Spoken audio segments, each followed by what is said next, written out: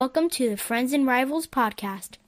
Let's talk Devils and Islanders, let's talk Penguins and Rangers, but let's not talk about Flyers, cause they're a bunch of fucks, which no one can deny, Look, post Super Bowl edition of the Friends and Rivals podcast. And we can't bleep that out.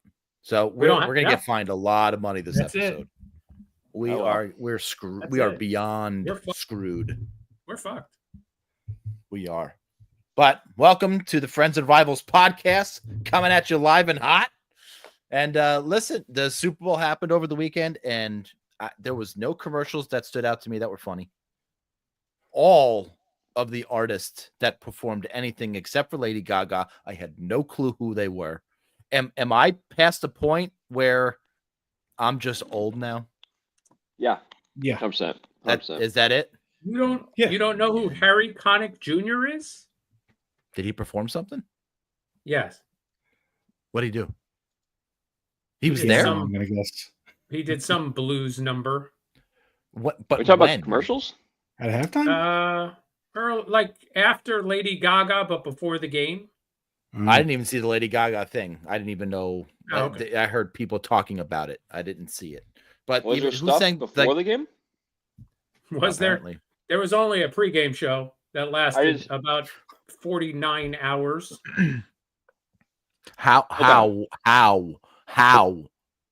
do you find shit to fill in an 8-hour pregame show? Are you fucking kidding me? Wait, not even Santa Claus gets an 8-hour pregame show. It was, it's I don't. It's too much. That's crazy. I didn't have the TV on until 6:10. I was 6:30. First off, we don't have cable, so I figured it was on like Peacock or something, or Amazon, but no, it was on Tubi.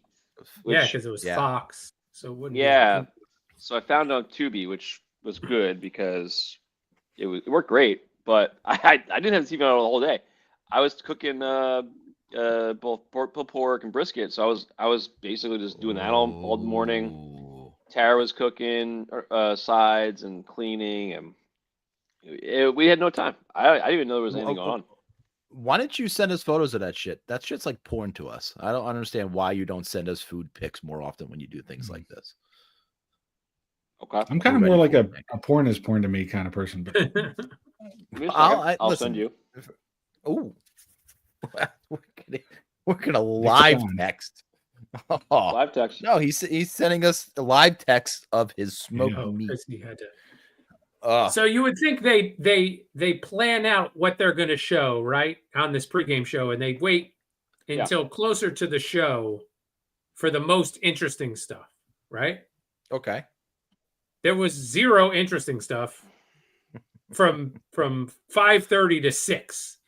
So I can't imagine what was before 5:30. Right. Yeah, probably like individual people that you've never heard of on the team. They just did an expose on them for like 10 minutes apiece. But I mean, you do every player on both teams. Yeah, that looks very good, Nick. Nick, this is our special on the third string long snapper. Yeah, exactly. Nick, I really want your meat in my mouth. That's what I want. Listen, just go to meathub.com. Well, I'm sure it's not banned yet. No, it's banned in Florida. Sorry. It's too close to Pornhub. Sorry. You just have to put your license in there to watch, to look at meat. You have to submit a picture of your waistline. Yeah. In order to get in. True. Yeah. I could do that. I'm in. I could do this. Nice. But sensational, buddy. Sensational. I was just a family, or did you have the neighborhood? You invited your neighbors over? Well, it was kind of we had to run an audible. Oh. Tara had invited her work friends, or she changed jobs recently, so it was like her old work buddies. And we planned this back in Thanksgiving. We did like Friendsgiving with them. Well, the day before, a couple people had canceled, so it was going to be a smaller group. And then the day of, one person from that group was going to come. So we called our neighbors, a couple of neighbors, and some other friends, and we're like, hey, we got a lot of Open food. house. Sorry, but I smoked a brisket. I'm there. I had a 18-pound brisket and a 8-pound pork butt, and the now preface that brisket, I probably took like 4 or 5 pounds of fat out of it. I was not going to render, but it was so long, it wouldn't fit in my smoker. Yeah, is that what you're calling it nowadays? Nice. Nice. So I cut off a piece of it to fit it in there completely. So it worked out though. I got it all done, and I started. The meet went on at 6:20 in the morning, and I was gonna say 10 minutes wasn't enough. Yeah, 6:20 in the morning, and then it was. I pulled it and wrapped it at 4 p.m. and it sat for. We got to sit for about 2 hours before I started chopping stuff up and everything. So it worked good. I mean, I have like half the brisket here, and then a good amount of pulled pork left over. So, wow. But we did some damage. Listen, I think I can get to Apex in like 8 hours. I'm just saying. Just throwing that out there. But as for the game, have you seen a worse performance by not only a team but by a quarterback in the history of the Super Bowl? I think it was the Denver-Seattle game was the last. Maybe. Oh yeah, that's the game that I thought the of. one in New Jersey. Yeah, the one in New Jersey. Yeah. Boy, just completely not prepared to just be there and compete. Yeah, that did remind me of the Broncos that year. Like completely, your entire defense. The defense killed them in that game and this game. I mean, it was total domination on that side of the field, the ball. I mean, I think once the pick six happened, that was kind of right on the wall. Well, I said, listen, if they come out opening drive of the second half, they score a touchdown, and then they can somehow stop Philly in the next possession to get a punt, it totally would have changed the complexion of the game. But that was not. There wasn't even an opportunity for that to happen. Well, I don't usually watch games close enough to notice certain things, but I paid attention yesterday. I don't think Philly sent more than 4 people on any down. They didn't blitz one time. And they got to him so every down. Easy. So that's what I read that today, and I was like, that can't be right. Like, did that really happen? They didn't blitz once. It was a 4-man rush the entire game. The entire game, yeah. Like, what happened to the vaunted Kansas City, line? They just couldn't hold, I guess, and they just got destroyed. They were busy watching the pregame show. They were not ready, man. They got blown up. Is 2 weeks between the Super Bowl too long? Like, I know they got to do the whole media thing, and they tried it back in the day about having it only be a week separation with the championship game and the Super Bowl. But is 2 weeks too much? Can you really forget how to play football in 2 fucking weeks? Listen, both teams are going through it. I don't think so. There's no advantage there to anybody. No, it feels like I think the Chiefs were complacent. I think they were like, "Hey, we won a whole bunch," and I just don't like. Not that they didn't. Yeah, obviously they want to win. Obviously that's what they're there to do and compete. But I just think like there's like they just didn't have that fire that Philly had because they were just they needed to win, and Casey was just like, it's another Super Bowl. But I was totally preparing for Saquon Barkley to go off, and it seems like Casey's defense, the only thing that Kansas City done right all game was contain Saquon Barkley, and I guess that was their game plan. That was their game plan, right? But because they thought their offense would do anything. And that wasn't the case. And that was what happened, right? The Eagles knew that they were going to shut down Saquon. That was clearly the game plan, and they were just like, we're just going to do other things, and it worked. I think they got touchdowns from A.J. Brown, Devonta Smith, the other receiver who they called down at the line at the one. I forgot that guy's name. And they might have Hurts scored a touchdown. It was just like defense scored a touchdown. Defense scored a touchdown. The guy, they were making fun of earlier in the week. Not making fun of, but they were saying it was that interview with what's that guy's name from Barstool? Presley. The guy acts like he's like an idiot. You guys know what I'm talking about. Not a Barstool person. If I saw him, I'd probably know who you're talking about, but I don't know him by name. Yeah. He looks like an idiot. He asked dumb questions, but he was interviewing Sounds like Brady. Barstool person. Yeah, he was interviewing Brady, and he asked him if the guy Cooper DeShawn, I think is the guy's name, if he threw to him, it was something. If he threw to him in the game, he'd be like, "Would you accidentally throw a touchdown to him?" Because he's basically like a small white receiver, but he's a defensive end. So making the joke to him, of course he laughed at it. But anyway, everybody scored. It felt like they played right into what they were planning to do. It was a complete domination all around. They put 40 points, and they basically stopped playing. They started playing if you could get the backup in the game in the Super Bowl, I'm over. That's a problem. Can we not fucking talk about that? Those fucking second stringers cost me $225 in my fucking box. Yeah. Me too. Ironically, that's what they're getting paid each week. $225? Yeah, because they're only second stringers. Good jackasses. Can't stop one long throw. That annoyed me. Amongst other things. But none of the commercials really, none of them really stood out. I'm just on Yahoo right now, and I'm looking how they ranked the commercials. Yeah, what was the whole Bill Murray thing? What was the whole Bill Murray thing? Number one had to be the Budweiser commercial with the horse, right, in the keg. This is just it had to be Tom Brady and Snoop. Tom Brady and Snoop. I'm just going to run through really quick the A grades. Oh, the Duncan Dunkings. Oh, that was Matt. Ben Affleck. Yeah, that's the one. The Homes.com. What's legal? Where they couldn't legally say that it was the best website. Instacart. The name of the commercial was "We're Here." That one was okay because it had all the mascots, so it was kind of cool to see all the different mascots. Hellman's, When Sally Met Hellman's. I don't recall that one. But that wasn't a Super Bowl. That shouldn't have been qualified as a Super Bowl commercial because it came out like 3 or 4 weeks ago. Yeah. Pringles, Call of the Mustaches. Oh, yeah. Bud Light, the Bud Light Cul-de-sac Party. Yeah. That was like Nick's house. I'm having a party. The cul-de-sac. Let's go. The Dash Pass Math.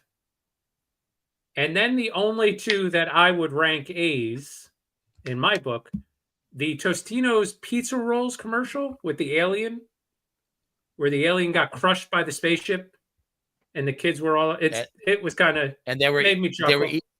They were eating a pizza roll at the end, talking back and forth with the guy and the alien. Yeah. All right. Yeah. So. And then of course the Nike commercial, which was A+++.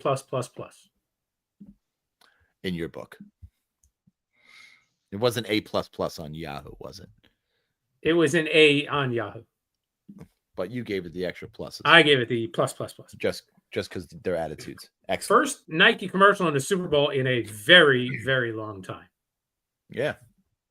So Philly won. This Super Bowl is like wiped from my memory banks in existence. No good performances, no good commercials, no good team won the fucking Super Bowl. Fuck the Eagles. Fuck the Eagles too. Fuck the whole city. Yeah, fuck the entire city.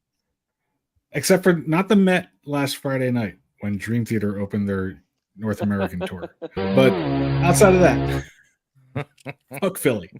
There you go. So Philly, Bill, was that a good show? Don't do it, bro. I wasn't going to bite on that. I mean, how obvious would that have to be? Yeah. So listen, last we left everybody, Billy and I did go to the Penguin Devil game on Tuesday night. We had a fucking amazing seats. We were 10 rows from the ice, center ice, behind the penalty. What? $135? Unbelievable. 118 per ticket. Wow. Before fees. before fees. Oh, well, you didn't tell me that. I didn't send you the fees. You just told me. So this was no. I told you 135, and that's what you sent me. Oh, I did. Oh, okay. These were not face value, right? These were not. I'm sorry. These were not. Did you didn't buy it from Ticketmaster, or did you Ticketmaster resale, or no? We used Game Time. We used the Game Time app, and man, these tickets were just sitting there, and Billy was like, "No, we're not going to get any better than club seats," and he was fucking spot on. We couldn't do any better than where we sat in that game. It was amazing. I mean, those were outstanding. Those outstanding. Were outstanding seats. Yeah, outstanding seats. And friend of the show, Eddie Altz. That's where his seats were for Devils games. Oh, no shit. Yeah. Wow. Yeah. Wow. I sat closer one time. That was with Kevin Spearnock. We bought tickets to we went to Devils Canucks back in the 90s, and that was a good game.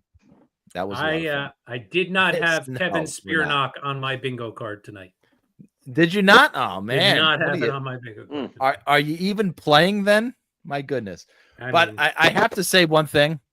The getting out of PPG paints, or is that what it's called? PPG arena? Yeah, PPG paints, yeah. Whatever. Getting out of that arena and getting out of the parking where we were and trying to maneuver anywhere around Pittsburgh, around the town, was very, very difficult after the game. And even before the game. I say even worse before the game. We ended up being in a decent spot to get out. I mean, not that it was easy to get out, but getting in was like just a thing of nightmares. I mean, talk about a city that's just not meant for cars and people. Where does that wind up to be in the city? Like, is it closer? Is it close to the football field and the baseball it's field? it's on the other side of the river. It's on the same section, but on the opposite side of the buildings. So it's on, I would guess, the east side, as opposed to the stadiums are on the west side. On the other end of the town itself is not very wide, so we're splitting hairs here. Well, it does narrow in that place, in that area, down to like, what do they call it, Point Park or whatever the park is called? I forget. I fucking know. Yeah. But I'm not sure they understand what 28 degrees is there, because it was a lot colder than 28 degrees, or it felt a lot colder than 28 degrees. No. Yeah. Where in the stadium? Yes, I'm sure it felt exactly like 28 degrees outside. It felt like 28 no. Yeah. Oh, it was. I'm sure we're grading this on the Florida curve. It was. There was a Florida curve. Look, I mean, it was nighttime. Obviously, there was no sun to offset anything, and yeah, it was chilly. But I not quite the near froze to death experience that Tom is trying to make it out to be.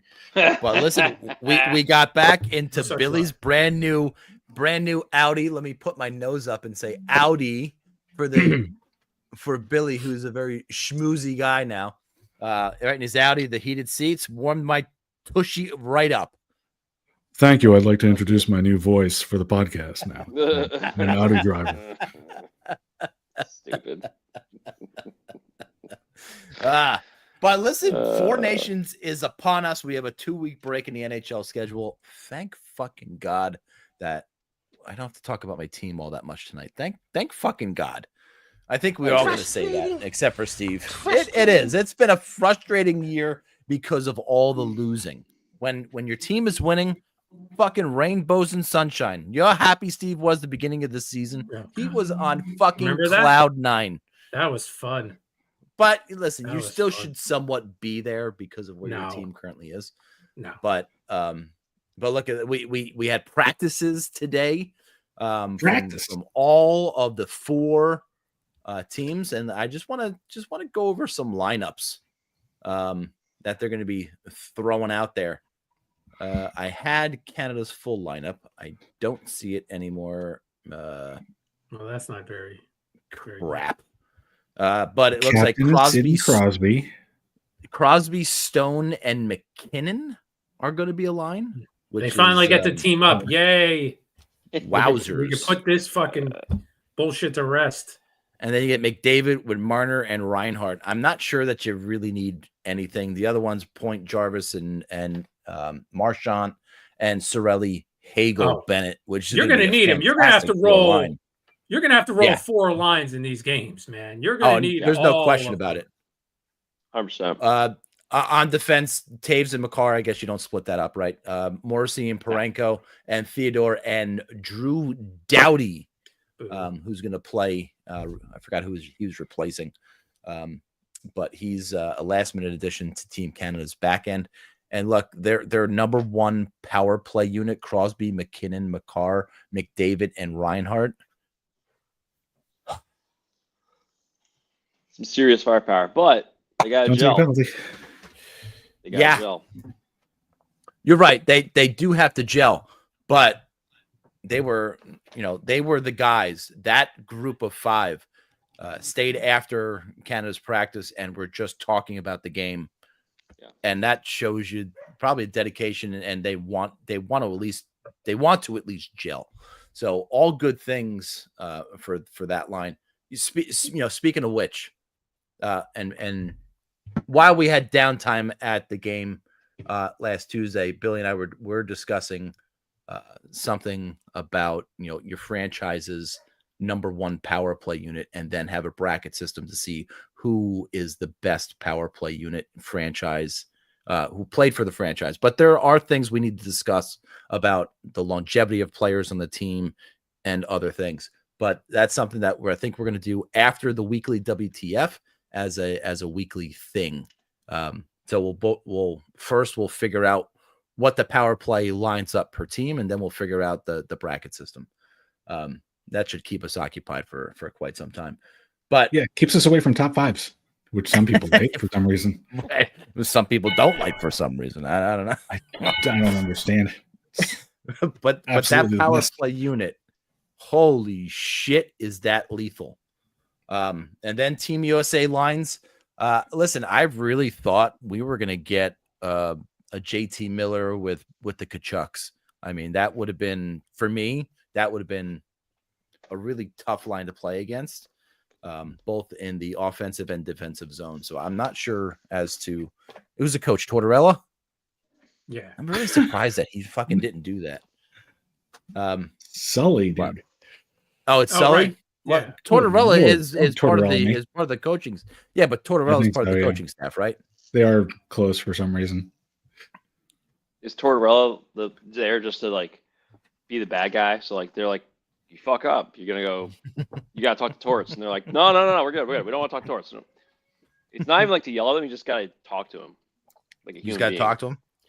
Yeah. Not sure how much Kreider is going to enjoy that, but the lines at USA's practice today: Eichel with fucking Corey Connor and Matthew Tkachuk, Matthews with Gensel and Hughes, Miller, JT Miller with Brady Tkachuk and Boldly, and on the third line was Trocheck with Brock Nelson and Dylan Larkin and Chris Kreider kind of rotating on that side. So not so bad. That fourth line, I mean, I think that's a decent matchup to what Canada's going to roll out on their fourth line. Yeah. The other lines just got to do their thing. On defense with Quinn Hughes not playing, unfortunately. Quinn Hughes not playing. Really big hit to Team USA's blue line. Not as big as the Finns are going to get with that guy in Dallas, but Heiskanen. It's still a big hit nonetheless. Slavin and Fox, Werenski, McAvoy, and Hannafin and Faber were the defense pairings that they had. You're getting the best players in the NHL playing for their country when they're in mid-season form. I'm really kind of hoping that this Four Nations thing is just going to be an incredible display of hockey. I think that's what everybody's kind of trying to bank on. It better be. It has all the makings. It has all the makings too. Well, it's like you take the four best countries. We're just cutting all the fat out. That aren't at war. That are allowed to participate. True. Contractually. But it basically, you just shove them all in there. Like, all right, this is like the semifinals of the Olympics. Just go ham. I don't see how it's going to be bad hockey. It's going to be good hockey. No. It's going to be the first time I watch live hockey. Well, except for the game that I actually went to with Tom, but like on TV. I mean, I haven't been watching hockey on TV it happens. This is the first time he's going to watch live hockey in an entire week. We are changing the podcast name for the next 2 weeks. No. And it's Friends of the USA, not Friends and Rivals. Friends of the USA, because we will all be rooting for. Nobody told the marketing department that. Well, I think we're all rooting for Team USA, but we don't have a new logo. Billy's the only question mark here. Are you really going to root for Canada? Of course he is. Not head to head. Not head to head, but I'm going to root for Canada if the USA, shits the bed, and then I'm gonna pull for Canada to win. All right, listen, it's gold medal game, USA versus Canada. Who are you rooting for? USA, but like. All right, well, no, it's not. Hey, nothing. No, you're done. That's it. You're rooting for Team USA, and I don't want to hear anything else. Yeah, but I just got one quick thing to attach to that. Like this was the scenario in the Olympics. What year was the Olympics where it went to overtime and 12? Oh yeah, it was something like. I was rooting for the USA, but was I upset when Crosby scored that goal? Not really. It didn't make me upset. But yeah, I'm gonna root for USA.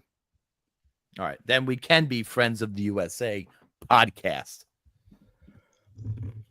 I just thought of it. That's why I didn't send it to the marketing department.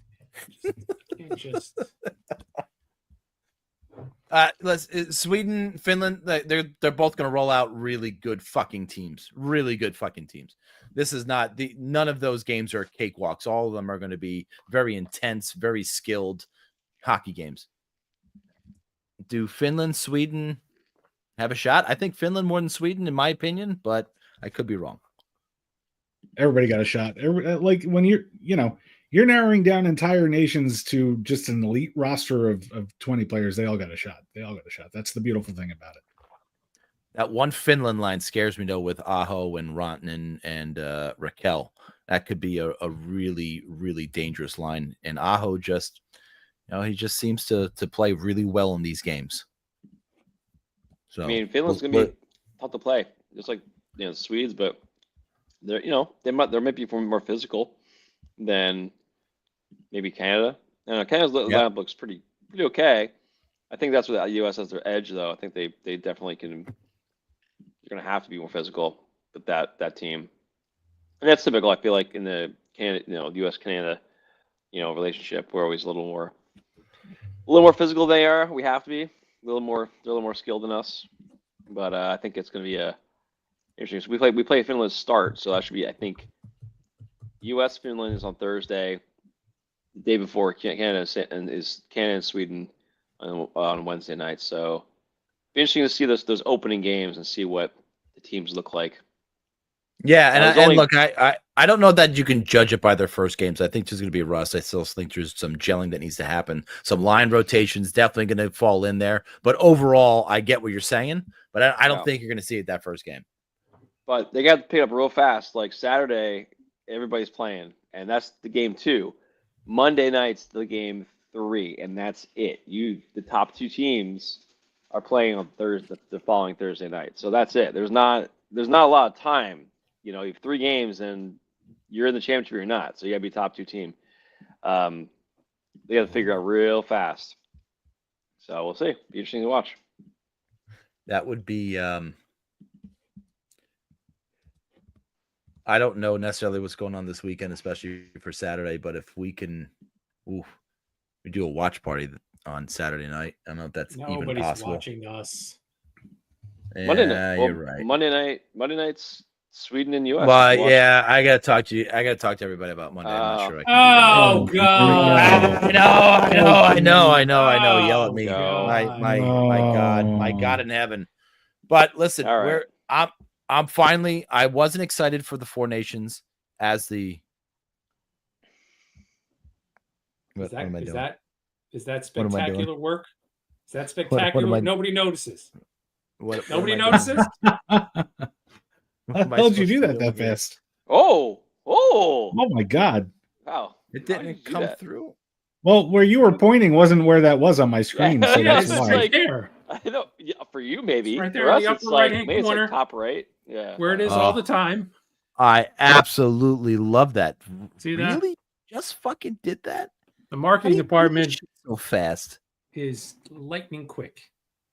Wow. Hmm. Your wife is lucky to have a speedy boy like you. Brian Wowzers. said he would watch. Well, yeah, exactly. Brian will watch us.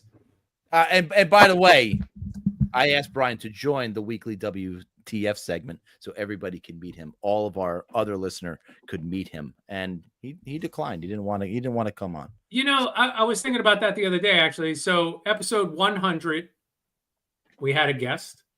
Oh, a banger.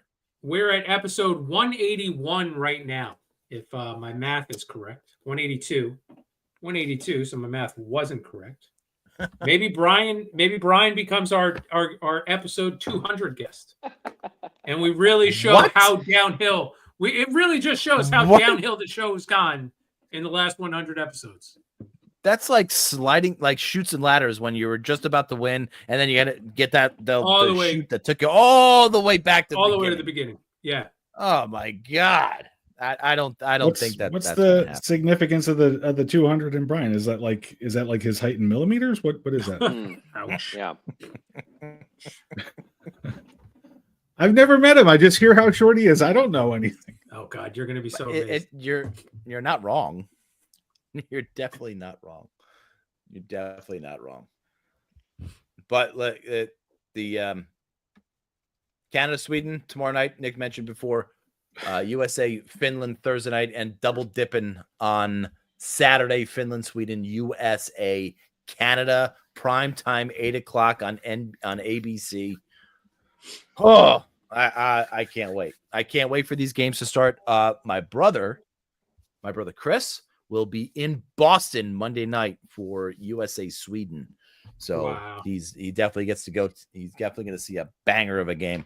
And I was talking to him about our experience that we had when the World Cup and all the way back in fucking '96 when we see Russia USA. I saw at least Russia USA, and just the amount of talent on the ice in that game was it was second to none. So anybody who has the opportunity to go to these games is certainly going to be in luck and certainly have the envy of me for sure.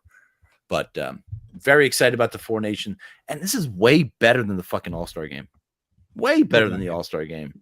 This is going to be. I want to see another All-Star game in my life.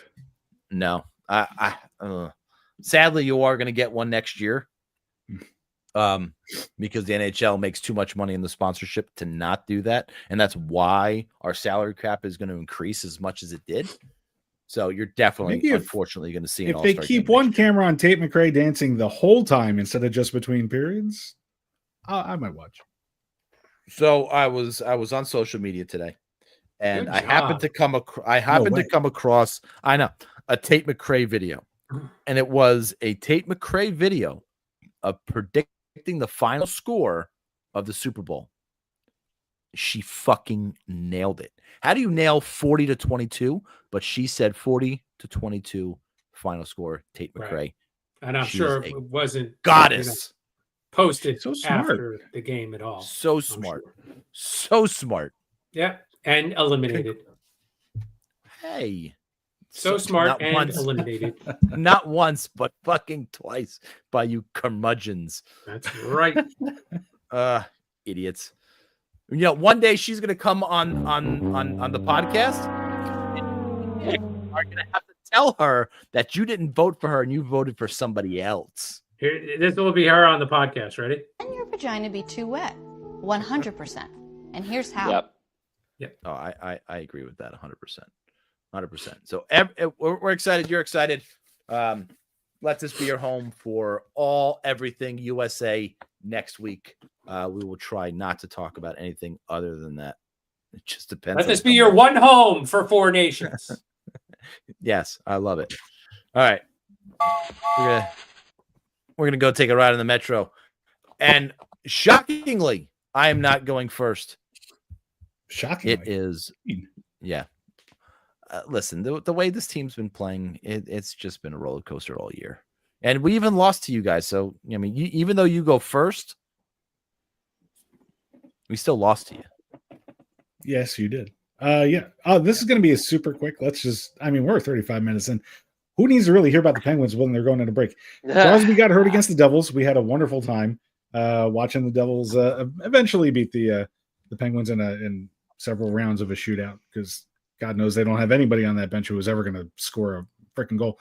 So the Devils won that shootout. Carlson, but I didn't understand why they didn't use Carlson in that game at all for the shootout. I don't know about the shootout, but if they did, it was really late in the shootout.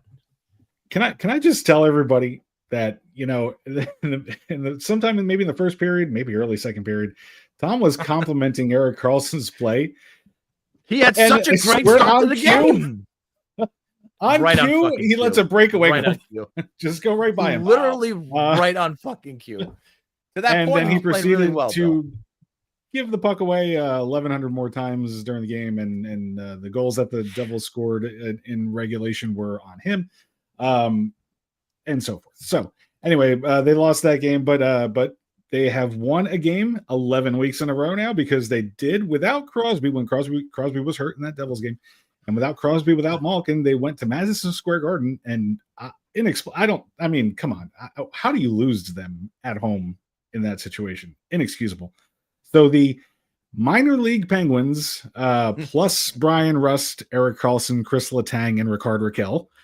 But yeah, other than that, all minor leaguers went in and beat the Rangers in Madison Square Garden. No excuse for that. And then the Penguins lost their last game before the break 3-2. I don't know who they played. I forget. Who cares? Listen, thank God there's a break and there's watchable hockey coming.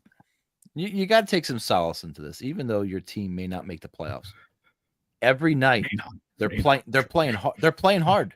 They're playing hard every night. They're putting forth their best effort. That's why they got to the shootout with the Devils. That's why they beat the Rangers. That's why, they're in the position that they're in, because they're at least trying every single night. And I think at this point in time, that's what you kind of want to hope for. Yeah, at least I'm not watching Jeff Carter anymore. I don't know. Not that I didn't like Jeff Carter, but it still hurts that they protected him in the expansion draft. Who did they not protect? They didn't protect McCann and Tanev. Right. Jeff Carter. But Jeff Carter was precious at age 37.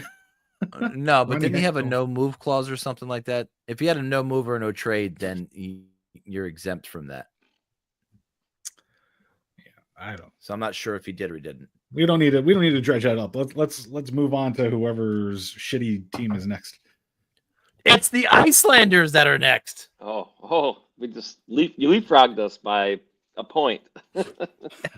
Listen, are we in front of you? Are we in front of? Do we have 58 points? You have 57?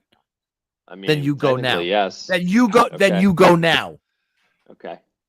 Well, I'll go now. So Isles, give me a short one today as well. Had a really big win against Vegas on Tuesday night last week.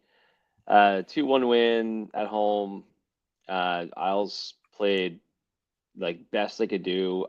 Just not really a game they should win. They had to play a perfect game. They only had 14 shots on net to 34. They outshot by 20 shots, and they won 2-1. Sorokin stand on his head. Isles was making things happen. It was a late. I think they scored in late in the third period to take the lead.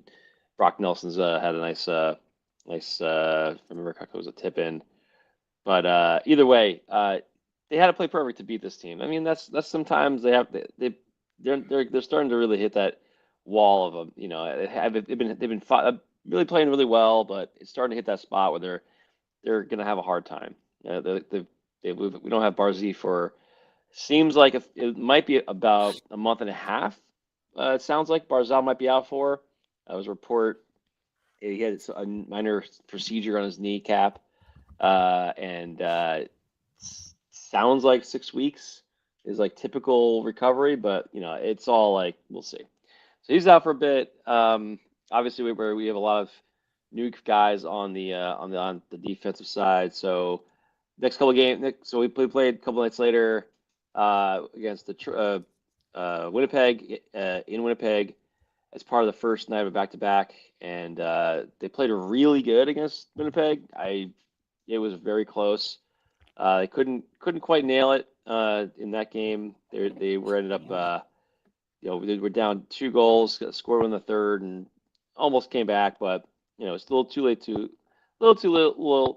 late, and just kind of fizzled out. Interestingly, I was watching as the game was going on. There was a stat that came up that the Isles had since January have the best penalty kill in the league, which, as you guys remember, I've been saying they had a historically bad penalty kill all season. Historical. And now it was not just the penalty kill; it was also the power play. Power play, yeah. So special teams in general. We're not talking power play right now. Yet. Power play is still. But the point being that the penalty kill has been stellar, and it wasn't until it was just surprising to me. I've been bad mouthing it so much that I guess when you're that bad that far down, it's kind of hard to even get out of that hole. Play at the best. You basically have to play the best in the league for a bit to finally get yourself maybe out of the historically bad penalty kill. So, anywho, that was interesting. Last game was a back-to-back the next night against Minnesota, in a game that I felt was maybe more winnable of the games they played. They played 5 straight games basically against good playoff teams, and this was the last game before obviously their break, and they kind of ran out of steam. They were up 3-1, and then just everything fell off defensively, and the next thing you know, it was basically 5 straight goals by Minnesota, but 1 empty netter, I believe. But either way, that game just kind of second period they were up, and then all of a sudden they were down going to the third, and it just didn't work out. So hey, they're starting to lose steam at the end of this long streak of guys being injured, and hopefully some guys get. There was talk of Duclair not being really 100%. He hasn't looked great since he's been back. I wouldn't doubt it that he's playing hurt, but 2 weeks off for mostly everybody is good. Obviously, Nelson's going to be playing this week, but in the Four Nations. But this is a weird spot now because to be we won't be talking about the hockey, this NHL hockey for a bit. We'll be talking about the Four Nations next week, but I don't know what we're going to do here. There's a lot of talk that the Isles are going to probably not trade Nelson. Lou is, pretty much in that spot where it's hey, I think I want to keep this guy and he wants to stay here, and we'll just make a deal happen. But if they're going to do that, they have to do it now. You can't let him go become a UFA. And if you don't trade him and you don't sign him, he could just do whatever he wants. He doesn't owe us anything. So you have to make a decision. You have to either sign this guy, extend him out, or you got to trade him. There's no in between. And then on the other side of it is you have Noah Dobson. Apparently, there's been some rumors that Lou's been dangling him in some offers to other teams, but I don't know if that's been the case, or maybe his name just came up as part of something else that was a different type of trade, and one of those guys ran with it. I'd have a hard time believing that they would move on from Dobson unless they really felt like they weren't going to want to re-sign him for a big deal, or if they had talked to his agent and his agent didn't want a bridge deal and they just want to go to a real big deal. I say that because he's played shit this year for large chunks of the year, and he needs to really tighten his game up to get back to where he was last year. And the injury he's had is he's not going to be playing for a bit, so hard to see where all this goes, but it seems like Isles will probably not be sellers. It seems like that's going to be unlikely at this point. And what's interesting is that, and this is a crazy stat to me, the last 3 years, and this just every year feels like Groundhog's Day to me, and this maybe is part of the reason, The last 3 years in a row, the Isles have had 57 points through 53 games. Exactly same number of points at the exact point of this each season for the last 3 seasons. So that's pretty crazy. We're gonna make the playoffs again, eighth, probably in the last spot, and then flame out again. I don't know. It's kind of you got to make some changes to make things happen. Otherwise, you're stuck in second gear the whole time. So we'll see what happens. I don't know. I'm looking forward to something happening after the Four Nations, but I don't know. There's no trade? Is there any kind of freeze on the rosters? I was looking that up because I was going to bring that up. Yeah.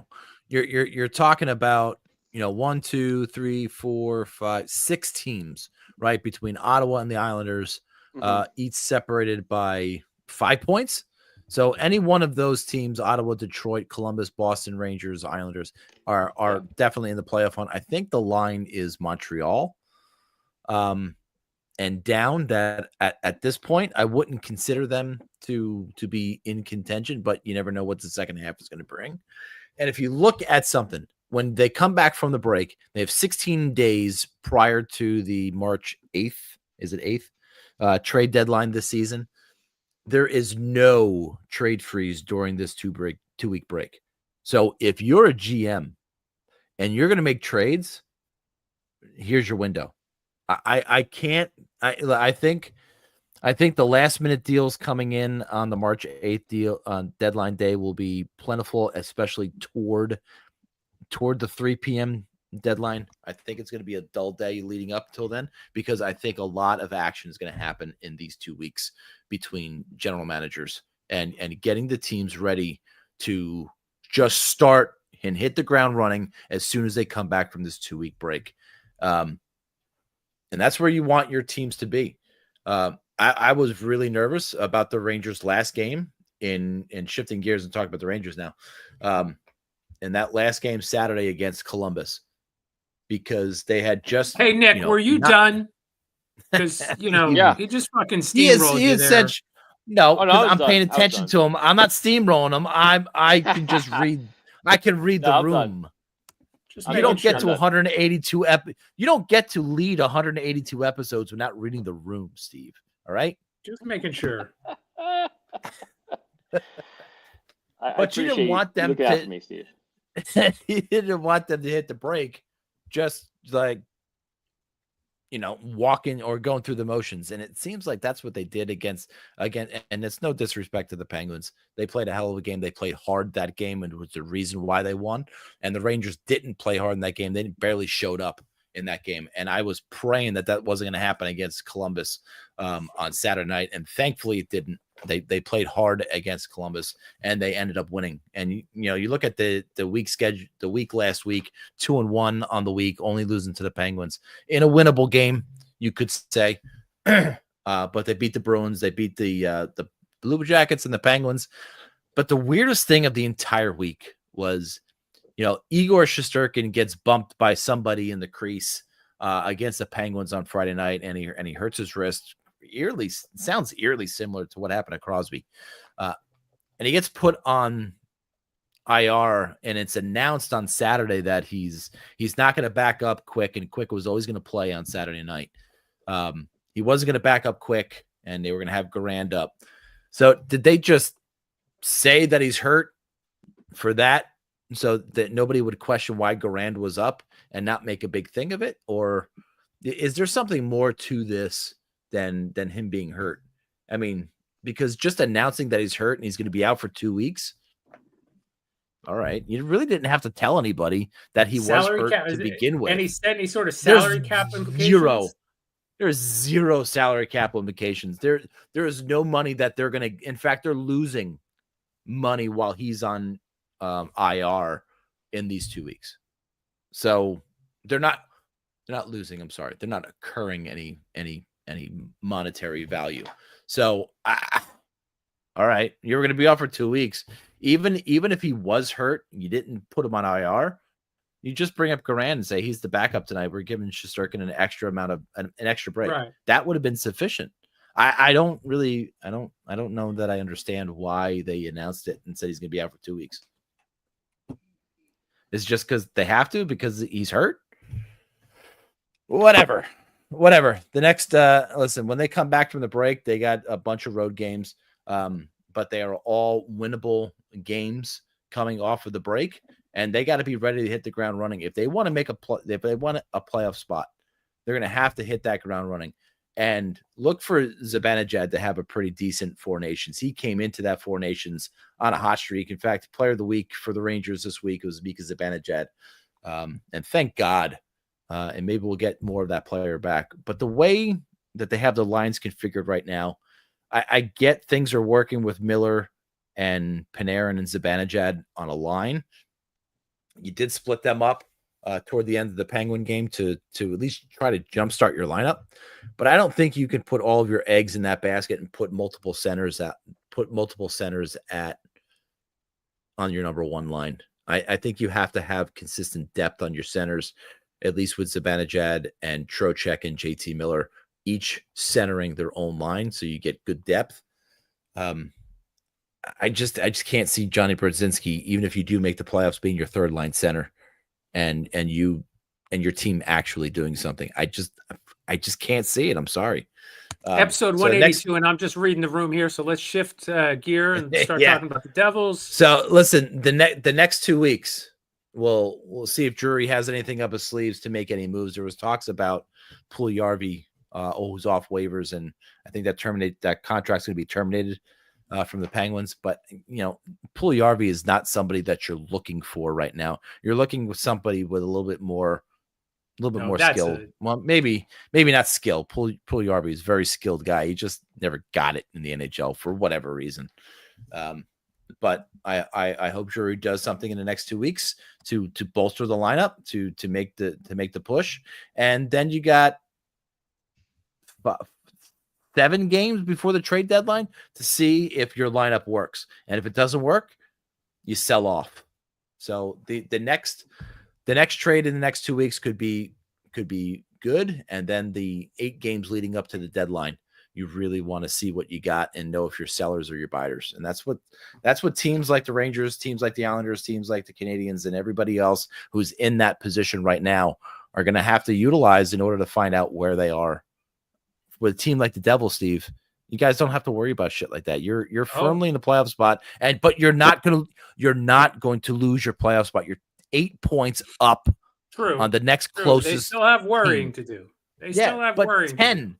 But you're 10 or no 8. I'm sorry, you're 8 against Columbus. So 8 points clear. I get it. Of fourth place in the Metro. Absolutely, they are firmly in a playoff position right now. They don't have to deal with whether they're going to be buyers or sellers at the deadline. If anything, they're going to be buyers or they're going to just stand pat. And it really seems like that's the way Fitzgerald is leaning at this point. They're going to pull the old, Siegenthaler, who got hurt in the Penguins game. He needs surgery. He's going to be out a couple of weeks. Markstrom's going to come back. Heischer is going to come back. And can you tell me like what Siegenthaler's injury is? Because Bill and I couldn't figure it out because it seems like the player missed him and Siegenthaler just fell. They just say it's just a lower body injury, and it came out today that it looks like it's going to require surgery, and that came from some obscure Switzerland website. It wasn't even like the team put that out. So again, maybe because of the whole break, they don't have to make this information public. So maybe they're waiting. Was he supposed to be on Four Nations? Was he on a roster at all? No. No, he's Swiss. So they're okay. Yeah, I don't think they're playing against Russia in the 8 Nations tournament. Four Nations. 8 Nations tournament. But again, they're gonna do the whole. Well, we're getting our players back from long-term injuries. That's just like making a trade at the deadline because they're coming back at the deadline. So we're not going to make any moves because we're getting them. Even though the team needs, again, another scoring winger and bottom 6 help. We all know this. Apparently, they were looking at somebody on the Canadians, and the price for him is a 2nd-round pick. Allen is his last name as well. I don't remember the first name off the top of my head. But he would be bottom 6 help, and they just feel like a 2nd-round pick might be too much. even though they have 3 of them in the upcoming draft. I mean, why are you gathering these assets if you're not going to maybe use them in a deal here or there? They shouldn't spend on like Tampa did with Brendan Hagel, right? 2 first-round picks for a lower bottom 6 guy. Don't go crazy, but a second-round pick for a quality bottom 6 guy who's having a career year. He's pending unrestricted free agent. You know, let it. I think ride, you need a veteran defenseman too. By the way, I think you need a veteran defenseman too. By the way, just in case something falters in the playoffs, you have a veteran that can step in and assume that role. It wouldn't hurt. Santeri Hatakka is the young kid who does have NHL experience, who's been out all year, who just that's the guy that just brought up and brought back down. They made him active, and then he had to clear waivers to go down to get some seasoning.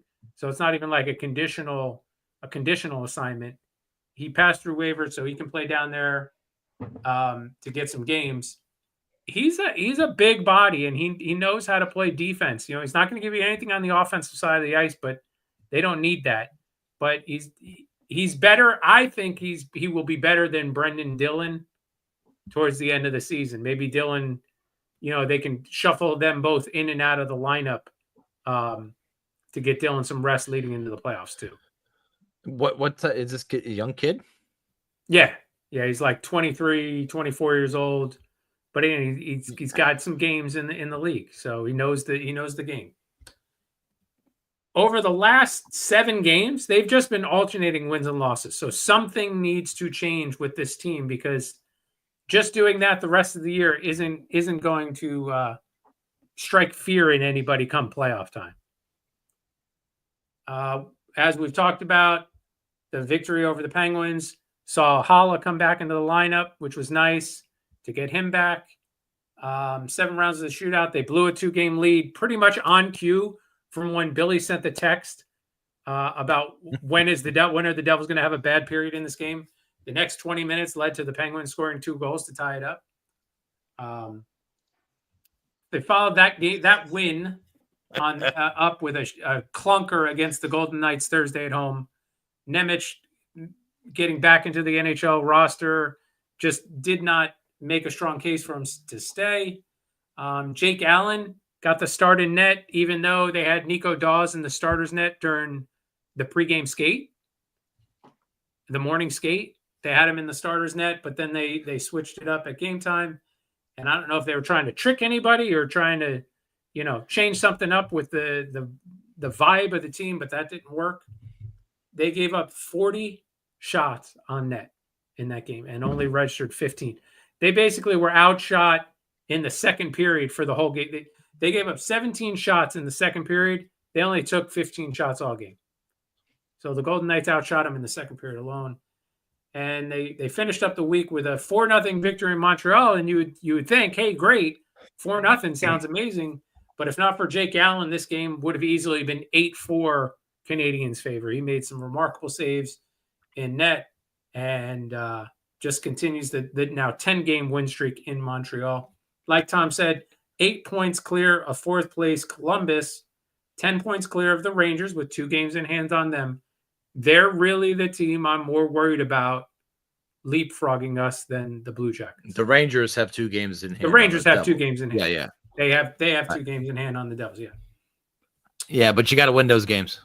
In the Metro, they trail Carolina by 2. Carolina's got a game in hand. They trail Washington by 12 points, and Washington has 2 games in hand on them. It's ridiculous. They're sitting comfortably 5th in the East right now, tied with Toronto. Toronto's played the Devils have played 2 more games than Toronto. That's why Toronto's in 4th. The Devils are in 5th. And they're 3 points behind Florida, even in games played. And that's how you do a midseason wrap-up, boys. There you go. It's unbelievable how good the Caps are this year. Yeah. Fuck. Just one of those years. All right. Without further ado, we need to move on to the most important part of the show. That's right. The weekly WNBA Oh, there it is. Look at that. It's up just like that. Nice. We're done. Oh, yeah. All right, we're back. We're gonna do this. Excuse me. All right, so the final matchup of round 2 is going to have Olivia Rodrigo against Charlize Theron in a matchup. That doesn't make a lot of sense, but that's okay.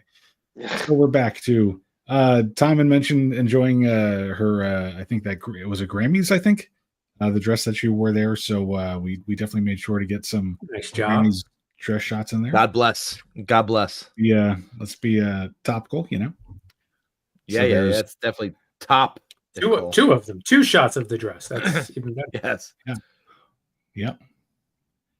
And then we also have one of our favorite actresses, Charlize Theron. Again, just Reindeer Games and 2 Days in the Valley, just shitty movies that just changed my life anyway. And of course, 1,000 Ways to Die in the West, which was such a great movie. But such a great movie. No boobies in that, but it's such a great movie. So that we didn't even see Sarah Silverman naked in that movie. It seems like we should have seen her naked at least in that movie. We probably should have. The handkerchief, though. You want to have my lucky handkerchief? Oh, good Lord. We should just have a watch party of that. Of that movie? That'd be great. I'm on that. Yeah. So, all right. So here we are. We're back at Olivia, Charlize, and then so that's the decision we got to make today to see who will go on to round 3, the final spot in round 3. I thought in the beginning this was going to be a cakewalk, but it's just tougher than I thought it was going to be. Got to be honest with you. And I've been going first a lot lately, so I don't want to go first. All right, I'll go. I'm gonna go Olivia on this one because I think I gotta after she took out I think Tom's top dog in this Nick. one. Thanks, buddy. I gotta stick to my guns here. Go with Olivia. I am gonna really annoy Tom, and after voting Olivia Rodrigo twice to knock his, darling out of the contest, I'm going to go Charlize. It's not mine. It is ours. No, it's your darling for sure. I'm going to go Charlize on this one. Oh, wow. Fuck me. Tom is the rubber game. That brings it down to Tom. Olivia Rodrigo, she brings the youth. She brings a very sophisticated, sexy look to her, even though then she can get kind of goofy. Charlize Theron, man, she is is she our age? She's our age, right? Sure. Charlize Theron. Basically our age. I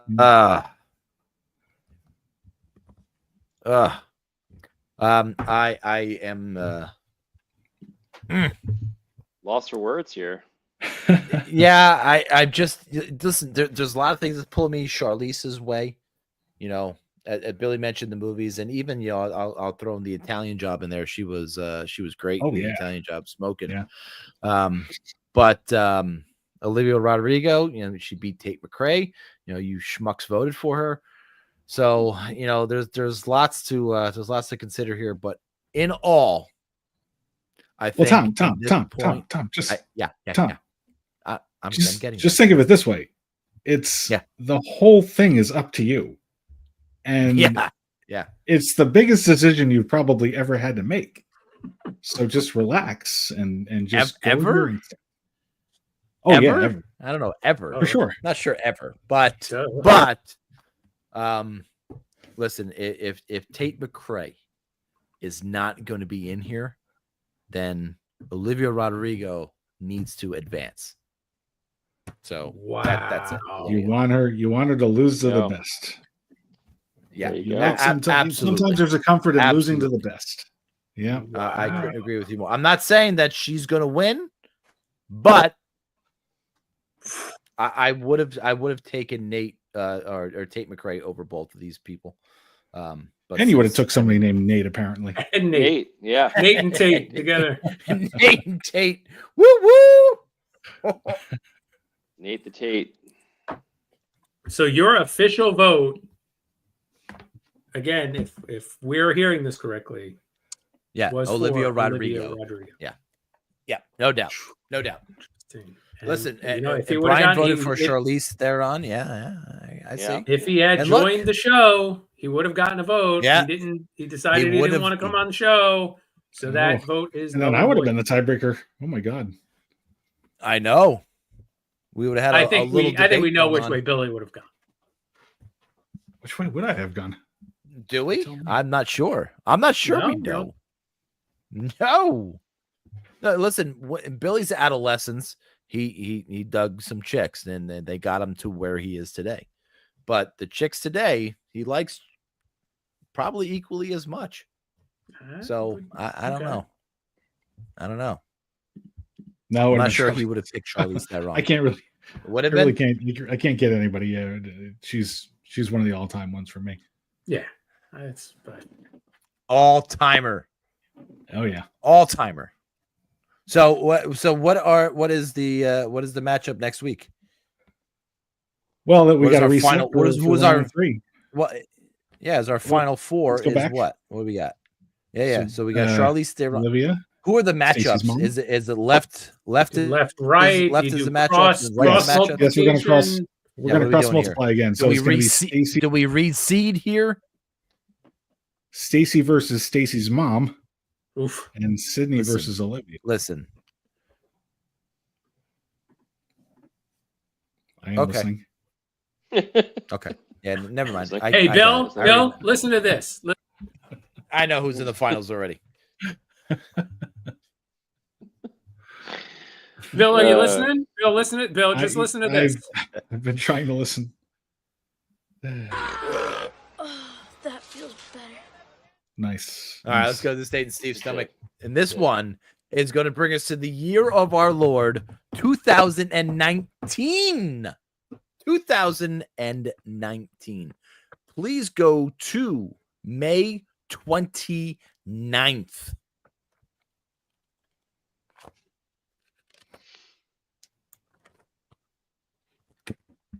May 29th was a Wednesday. Oh, come on, baby. Come on, hit me. Breakfast was a donut Oh, and a can of Coke Zero. kind of donut. And then there was just too much food to eat throughout the day because Wednesday, May 29th, was the Sean O'Hara golf outing. So I don't really log everything, you know. I'm sure there was a burger. I'm sure there was a hot dog. There was the buffet dinner. There was, ice cream for dessert pulled out of the, freezer. Yeah, it's just too much food to eat in one day. Love ice cream out of the freezer. We did go to Dunkin' Donuts that morning with your lovely wife, so you definitely got a donut. No doubt about that. Sure. Chocolate frosted, just in case anybody was asking. Tom, why did you pick Wednesday, May 29th in the year 2019? So I'm sticking with what you guys want, and this is this weird sports that are all here. So we are going to go. I don't know where this is. I think it's the UK, and the UK is going to bring us this. Enjoy. This sport has everything. Oh boy. The thrill of victory and the agony of defeat. Yeah. Fierce combatants in England faced off in a toe wrestling competition. Toe wrestling. Has been around since the 1970s. Wait, look how hot this is. Wait. 100%. Oh, God. And here's why. Edge their opponent's foot to one yeah. side. Edge those opponents' feet. This year's men's winner, as any toe wrestling fan would have guessed, was Alan Nasty Nash, who took home Nasty the Nash. championship.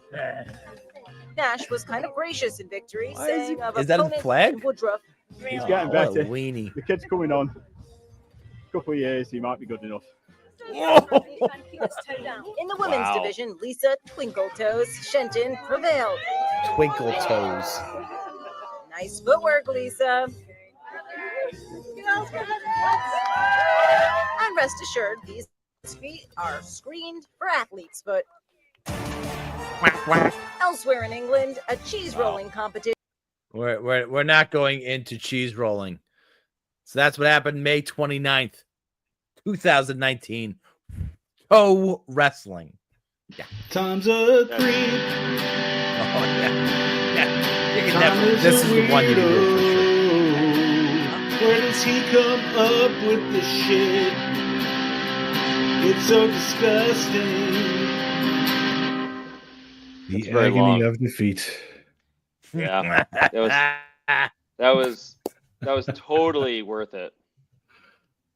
I agree. And how hot was it that those two totally. chicks were There were wrestling? I mean, the sevens of fans were gathered around. It was just such a crowd. Well, there's more fans watching toe wrestling than the Friends and Rivals podcast, by the way. Is 3 a crowd? And I think it's bigger than ice hockey. I think field hockey, toe wrestling, bigger worldwide. It's not called field hockey. It's just called hockey. There's hockey, and then there's ice hockey. I know, and football isn't soccer. It's so the NBA trade deadline already happened. That's crazy to me. Did we just go back? Did we just rewind 45 minutes in the podcast? Yeah. Well, he was saving it for the podcast. The season. Remember, it wasn't on they the don't podcast. start the season until a month after the NHL, and they're already at their trade deadline. But how many games have each team played? How many games have each team played? That's a solid question. NBA standings. 52, 53. They're all in the mid 50s, mid to low 50s, which so then NHL is in the mid 50s. So by the time the NHL trade deadline, you have what, 7 or 8 more games? Yeah, you're going to be into the lower mid 60s. I mean, It's a lot. It's sufficient enough. Would you rather have more time with your new players? Would you rather be forced? 100%. Would you rather be forced to make a decision earlier in the season, which leads to 100%. more teams thinking they could be buyers? Yeah, 100%. So in your mind, the NBA is doing it the right way. I would, and that was the point I was trying to make. Yes, that the NBA is absolutely doing it correct. No, it's all good, man. It's all good. I was leading everybody down that road. But 100%. The NHL even used to have a later deadline too. Like they moved it up. Yeah. Like, since like I don't know, I forget, like a decade ago. Like I don't know, all the years run together now. I don't remember how long ago they moved it up, but yeah, it used to be like, you could have this team and then like 3 weeks left in the season, you're just completely changing everything. It was like 15 games or so remaining. If the trade deadline happened right now, everybody, a lot of players would be like, "Hey, why is the trade deadline happening right now?" Yeah, but what my point is that I think everybody, even from the Islanders up, would be making moves to improve their team, not necessarily to sell their players. Montreal, Pittsburgh, fuck the Flyers, the Sabres, they would all be sellers at that deadline. And even over on the West, you're looking at Seattle, Nashville, Chicago, San Jose, all being sellers. Everybody else is buyers. So now everybody that those 4 teams in each conference had to sell are now extremely more valuable, and you're going to get more for them. Pretty interesting.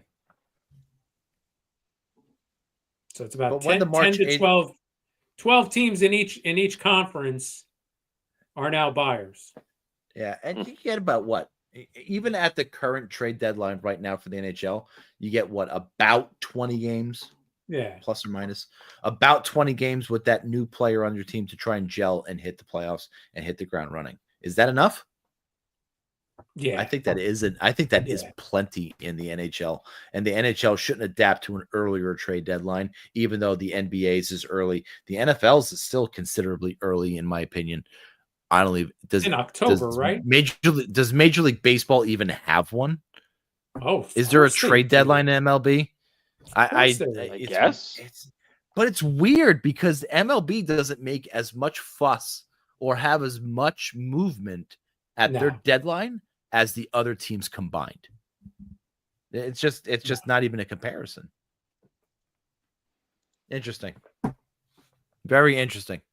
But listen, Four Nations starts tomorrow night. We're excited. You should be excited to watch some insanely good hockey between these four nations with Finland, Sweden, US, and Canada. It all starts tomorrow night. And I'm excited. We're excited. Can't wait. Join us next week. We'll talk about a little bit more. Be sure to join us next week on the Friends of the USA podcast.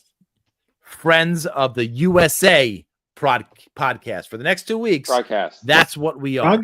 Broadcast? Was it a broadcast? Are we doing a podcast? It's a progressive podcast. Baby. Ready. Oh, it's a podcast. Yeah.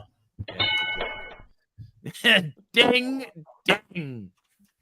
First up, we'll be discussing Transatlantic's album. Oh, God. Didn't take long. All right, so who did you see on Friday night? It was Dream Theater. Dream Theater with Mike Portnoy back behind the drum kit for Dream Theater. This is a big deal. Yes. What was he doing before 2009, this? 2010. Oh, was the tour called something like a revenge tour or I'm Back Bitches or their 40th anniversary tour? This is going great. How long was the concert on Friday? It was 3 hours. Oh, that's all right. Yeah. 3 hours, no opener. No opener, no nothing. Just 3 hours. They did have a 20-minute intermission, but it was like 3 hours and 20 minutes. Like it was 3 hours of playing. Yeah, it was 3 hours of playing. Oh yeah, I'm sure they played some big arena, right? Some big stadium. The Met in Philadelphia. The Thunder. They played in Philly. That's not saying much, Bill. Is it like the Met in New York? For the whole country. I mean, so I don't know what you want them to do necessarily. No, I'm always happy for you. Anytime you get a chance to see your favorite band, I'm always happy for you. I'm not saying that. I'm being truthful and honest here. I suck. But by the way, to everybody in the country of Germany, you have a great night. I want you to have a great night. Those USA, Germany, Ukraine, top 3 in listenership to the Friends of the United States podcast or USA. Unbelievable. All right, that's going to do it for us. We'll be back next week. Not sure it's going to be Monday. I got to talk to the guys, but we will be back next week to talk about all the action from Team USA and all the 4 nations. Billy, go ahead. Say something, Woody. Last week on the podcast, we talked too long about a movie called Royal Pain, and it was a royal piece of shit. A Real Pain. I'm sorry. And it was a real piece of shit. That's what it was. Just so you know. You got what? 10 minutes in? 10 minutes in? You changed 10 minutes. Awful. Just really? I got 15 before I got bored on the plane. Ugh. So that was Jesse Eisenberg and Kieran Culkin act just the same characters they are in every fucking thing they've both ever done. And just imagine a conversation between the two of them, and that was his movie. But Steve, you classified this as a smart film. Is that correct? I was like very deep or empathetic. Is that why we didn't get it? Because we're dumb? No. First of all, I haven't seen it. I didn't even try to watch it. It's just I could clearly tell it wasn't your kind of a movie. That's all. It's just not That's fair. the kind of movie you would normally gravitate towards. There was no comic book hero. Do not recommend.